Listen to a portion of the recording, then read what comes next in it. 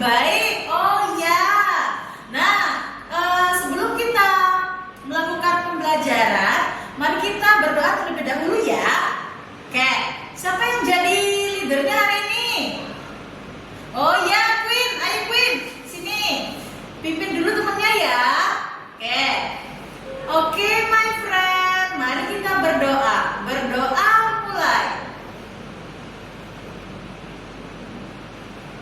Berdoa selesai. Terima kasih Queen, silakan duduk ya. Hari ini ada yang gak masuk? Ada yang gak masuk gak? Gimana kelas 4? Ada yang gak masuk? Oh, semua hadir ya? Wah, bagus. Kelas 5 ada yang gak masuk? Ada? Siapa? Oh, Flynn. Oh iya, kenapa Flynn?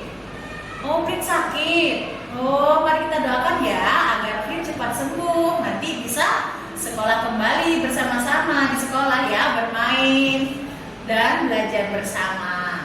Anak-anak, tahu nggak kenapa hari ini kelas 4, kelas 5 itu digabung? Kenapa? Iya, karena guru kelas 4 Miss Dian nggak masuk. Nah, karena Miss Dian nggak masuk karena ada kegiatan tiba-tiba, jadi ada acara keluarga, jadi Miss Dian tidak bisa mengajar, sehingga kelas 4 sama kelas 5 itu digabung. Nah, sekarang Miss Febri yang mengajar kalian semua.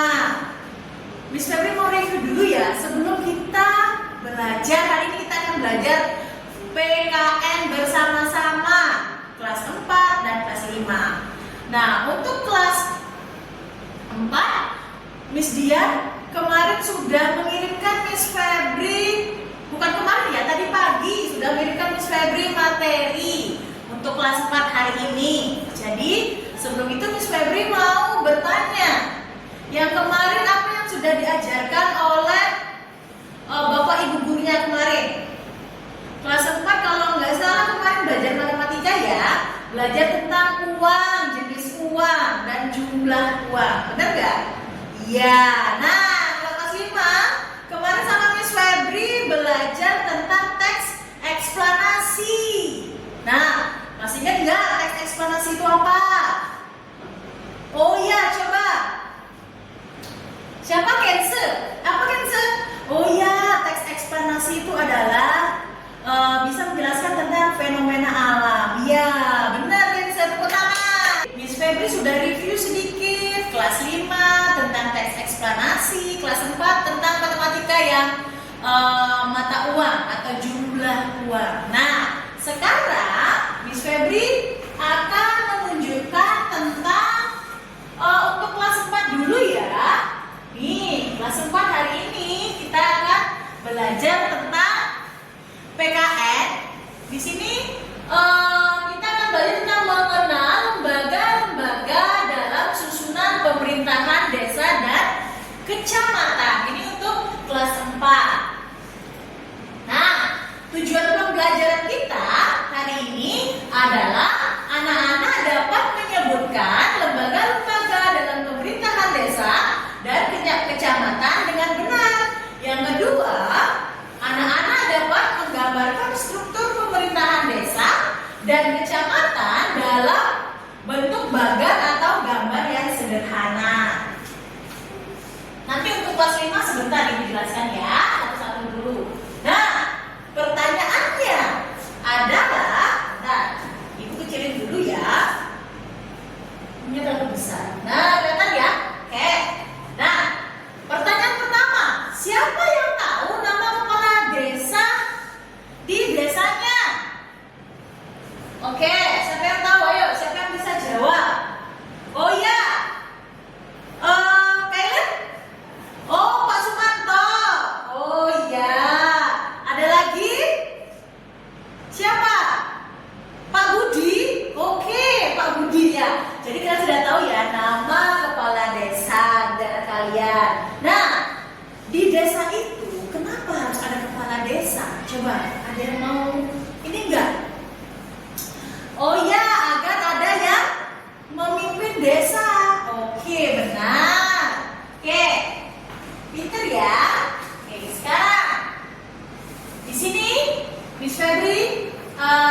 mempunyai pengertian tentang desa. Desa adalah suatu wilayah yang ditempati oleh sekelompok masyarakat yang memiliki sistem pemerintahan sendiri di bawah pemerintahan daerah, yaitu kecamatan dan kabupaten. Desa biasanya berada di wilayah pedesaan dan memiliki struktur sosial, budaya, dan ekonomi yang khas. Nah, di sini ada sistem pemerintahan desa.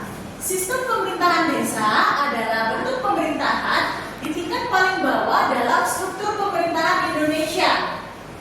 Pemerintah desa memiliki kewenangan untuk mengatur dan mengurus urusan masyarakat setempat. Biasanya kalau kalian buat surat atau apa kan, bapak ibu kalian harus ke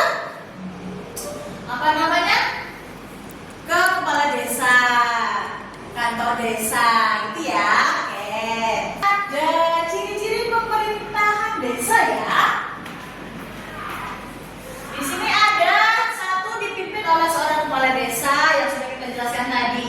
Kepala desa dipimpin oleh masyarakat desa melalui pilkades. Nomor 3, urusan pemerintahan yang menjadi wewenang desa mencakup urusan pemerintahan yang sudah ada berdasarkan hak asal usul desa.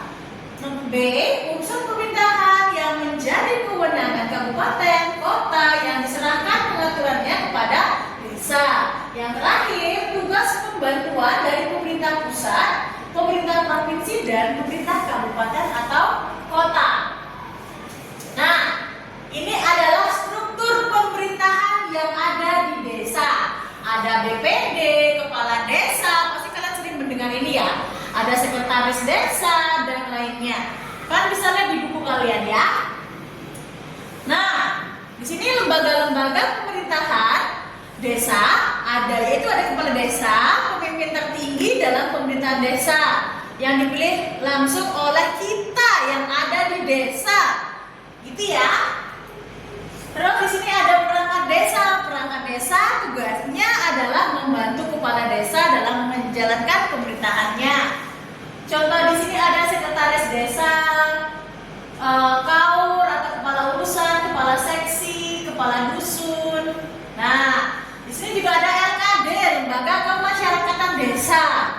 Kalian sudah bisa baca di bukunya ya. Dan lembaga adat desa.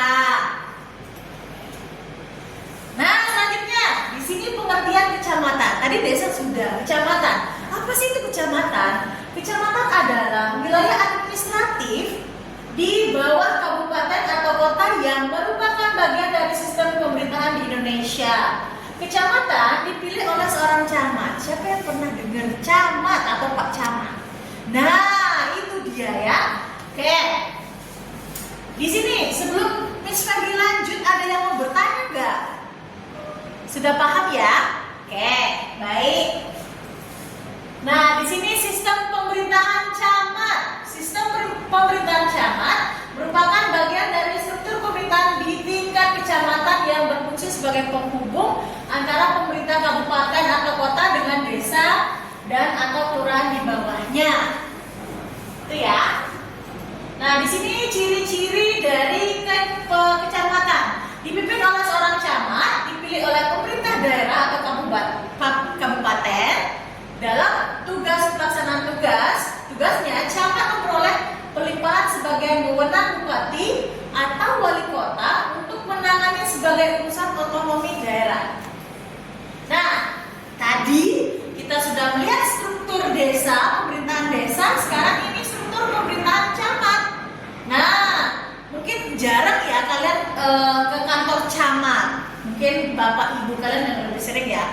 Mungkin kalian tahu desa, mungkin lebih tahu kantor desa. Nah, ini strukturnya ada bapak camat, kelompok jabatan fungsional, ada sekretaris camat dan lain sebagainya. Nah, lembaga-lembaga dalam peran kecamatan ini penjelasan yang bagian tadi ya. Camat itu adalah kepala wilayah kecamatan, kepanjangannya merupakan pejabat struktural yang diangkat oleh bupati atau wali kota. Sekretaris camat membantu tugas administrasi yang ada di camat. Sini ada seksi-seksi di kecamatan juga. Yang terakhir ada forum koordinasi pimpinan. Oke. Untuk pertanyaannya nanti kita share bareng-bareng ya. Oke, ini untuk kelas 4 tadi sudah. Ada yang bertanya? Sudah lepas ya? Oke, sekarang Miss Febri akan menjelaskan tentang kelas 5. Yang kelas 4 tenang dulu ya. Nanti kita akan mengerjakan soal sama-sama, tapi dengan tema yang berbeda. Sekarang untuk kelas 5 kita akan belajar tentang NKRI. Siapa yang tahu kepanjangan NKRI? Iya, Negara Kesatuan Republik Indonesia. Pintar. Sekarang lanjut. Di sini tujuan pembelajaran kita adalah anak-anak dapat menjelaskan makna negara dan unsur-unsurnya. Kedua, anak-anak memahami wilayah NKRI dan batas-batasnya. Yang ketiga, anak-anak dapat menjelaskan Indonesia sebagai negara kesatuan. Yang terakhir, anak-anak mengetahui upaya menjaga keutuhan wilayah Indonesia. Nah, ayo kita diskusi. Mengapa batas wilayah negara kita harus dijaga? Ayo, siapa yang tahu? Kelas 5 ini. Tadi kelas 4 kan sudah menjawab pertanyaan Miss Febri, sekarang kelas 5. Iya, Kamila. Kenapa? Iya, agar wilayah negara kita tidak diambil oleh negara lain. Makanya perlu dijaga. Nah, di setiap batas negara itu ada yang namanya penjaga. Biasanya dijaga oleh tentara kita, tentara Indonesia. Oke, selanjutnya di sini makna negara. Negara itu apa sih? Negara adalah suatu organisasi berdaulat yang terdiri atas pemerintahan, rakyat, dan wilayah. Itu adalah hal yang utama yang harus ada dalam suatu negara. Nah, unsur-unsur negara dibangun atas unsur konstitutif, yaitu wilayah, rakyat, dan pemerintahan. Dan juga pengakuan dari negara lain. Nah, wilayah Negara Kesatuan Republik Indonesia. Di sini wilayah NKRI meliputi daratan, pulau-pulau dan perbatasan, lautan, zona teritorial, ZEE, dan landasan kontinen serta udara di atasnya. Indonesia sebagai negara kesatuan. Indonesia adalah negara kesatuan dengan pemerintahan pusat yang memiliki kekuasaan tertinggi. Wilayahnya terbagi menjadi provinsi, kabupaten, dan kota. Diatur oleh satu konstitusi sesuai dengan Undang-Undang 1945. Keuntungan negara kesatuan. Negara kesatuan memberikan stabilitas dan pemerintahan terpusat yang memudahkan penerapan hukum secara seragam. Hal ini mendukung terjaganya persatuan dan kesatuan bangsa. Nah, kita sebagai warga negara yang baik, di sini ada upaya menjaga keutuhan wilayah kita. Keutuhan NKRI dijaga melalui upaya internal seperti pendidikan kewarganegaraan dan peningkatan kesadaran nasional, serta upaya eksternal melalui diplomasi, pertahanan yang kuat, dan penegakan hukum di perbatasan. Oke, nah kesimpulannya, negara memiliki 3 unsur pokok: wilayah, rakyat, dan pemerintahan dengan kedaulatan. NKRI meliputi darat, laut, dan udara yang diatur oleh hukum. Sudah ya? Ada yang bertanya? Tidak? Sudah jelas ya? Oke. Kalau tidak ada yang bertanya, sekarang ini grup kelas 5 dan kelas 4 akan membuat grup kelas 4 dengan kelas 4, kelas 5 dengan kelas 5. Setiap grup terdiri dari 5 orang. Silakan dibagi grupnya dulu. Oke. Di sini untuk kelas 5 akan mendiskusikan ciri-ciri NKRI dengan kelompoknya masing-masing. Di sini Ibu sudah memberikan LKPD, kalian bisa dikerjakan dengan kelompoknya. Dan ini untuk kelas 4 bisa dikerjakan. Nah, ini untuk kelas 5. Sedangkan untuk kelas 4, kelas 4 di sini adalah menggambar bagan struktur pemerintahan desa atau kecamatan dengan kelompoknya.